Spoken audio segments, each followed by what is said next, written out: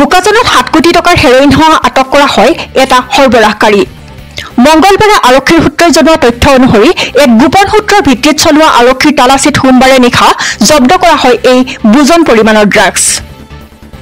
39 number ৰাষ্ট্ৰীয় ঘাইপথেৰে ডিমাপুৰৰ পৰা গোলাঘাট অভিমুখী AS01 RC 0882 নম্বৰ পঞ্জীয়নভুক্ত ট্ৰাকখনৰ পৰা আৰক্ষীয়ে উদ্ধাৰ কৰে 745.74 গ্ৰাম হেৰইন।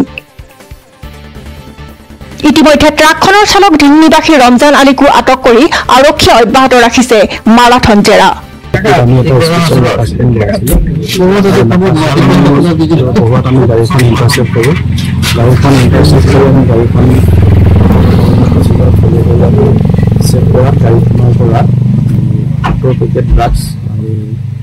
জব্দ কৰিছোঁ আৰু গাড়ীখন চলাই অনা যিজন চালক তেখেতে মানে কণ্ট্ৰাবেণ্ডটো কেৰি কৰি আছিলে আৰু তেখেতকো আটক কৰা হৈছে আৰু এতিয়া প্ৰচিজাৰখিনি ফ'ল' কৰি আমি তেখেতক আমাৰ অধিক সুস্থভাৱে আমাৰ জিম্মাত লৈছোঁ।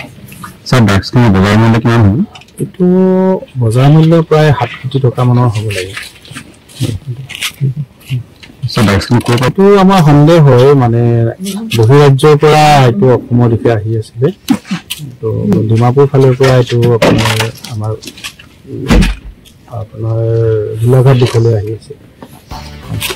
ডিফুৰ পৰা ছাইদুল ইছলামৰ ৰিপৰ্ট, আছাম টাইমছ পোষ্ট।